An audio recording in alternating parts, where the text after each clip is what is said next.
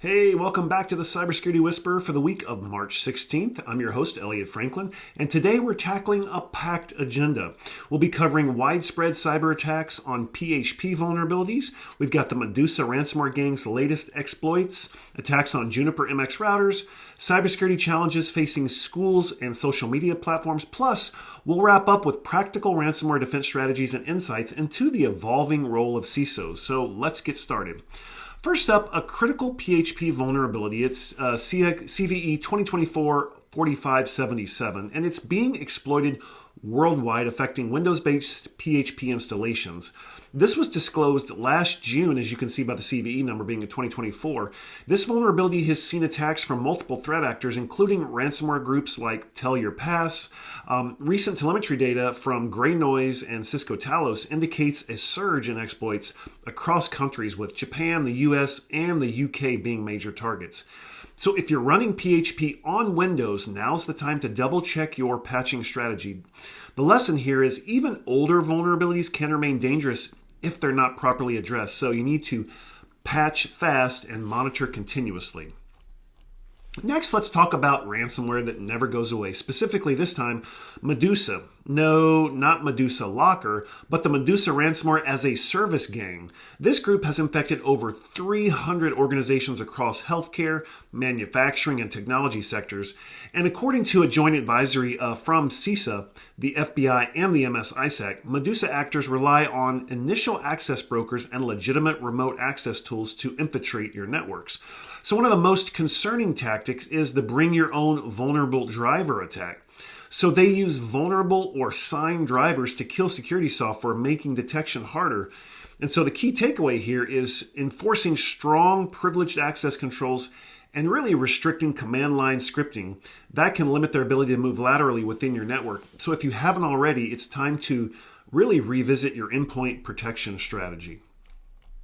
Moving on to network infrastructure, Juniper MX routers have been compromised using custom backdoors, likely by a China-linked threat group. Mandiant researchers found that the attackers used tiny shell-based backdoors on end-of-life Juniper OS devices, exploiting vulnerabilities that allow arbitrary code execution. So if your organization still relies on outdated hardware, this is your wake-up call.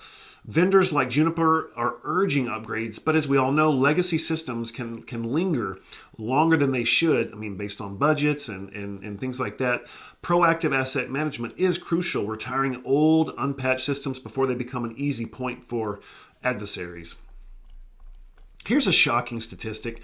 82% of K-12 schools reported cyber incidents between July of 2023 and December of 24.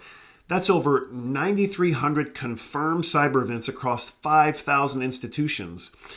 Schools are facing a barrage of threats, ransomware, phishing, denial-of-service attacks, often with devastating consequences. Schools are attractive targets because they hold vast amounts of sensitive student data, yet they often lack the security budgets of private companies. Educators and IT leaders must prioritize security awareness training, multi-factor authentication, and robust endpoint protection to counter these rising threats. In social media news, I'm sure you're aware, you probably all experienced this week, the X, which was formerly Twitter, was hit by multiple outages due to an alleged distributed denial-of-service attack this week, claimed by the pro-Palestinian hacktivist group Dark Storm. While Elon Musk, the owner of X, suggested a state-sponsored attack, security researchers have debunked this, pointing instead to botnets leveraging compromised devices globally. The highlights, this really, there's an ongoing issue that this highlights, and that's the resilience of online platforms. X's security infrastructure, it has weakened some in the last year or so, due to massive layoffs and the security team.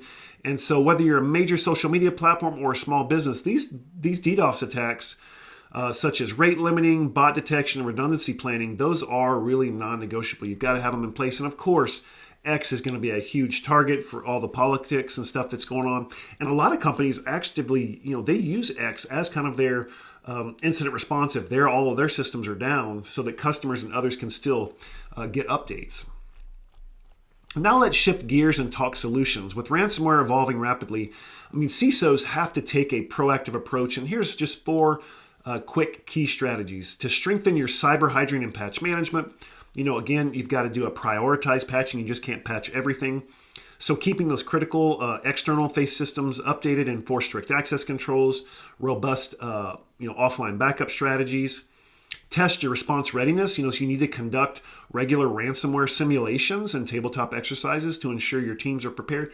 And don't make them just easy on paper. They need to be realistic. You need to invest in AI-driven threat detection, so leverage AI to detect anomalies early and automate your responses with playbooks.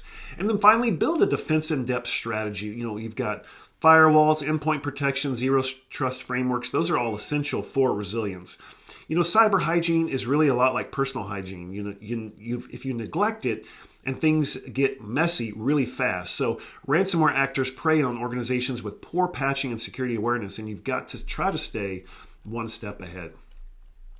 Finally, let's talk about the evolving role of CISOs. We comment about this frequently. Today's security leaders must move beyond traditional IT silos and align closely with CIOs and business leaders.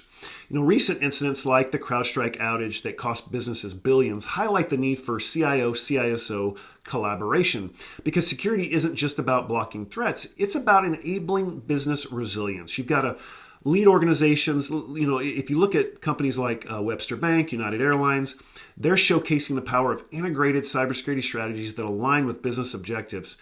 And really the bottom line is that cybersecurity isn't a tech problem. It's a business imperative.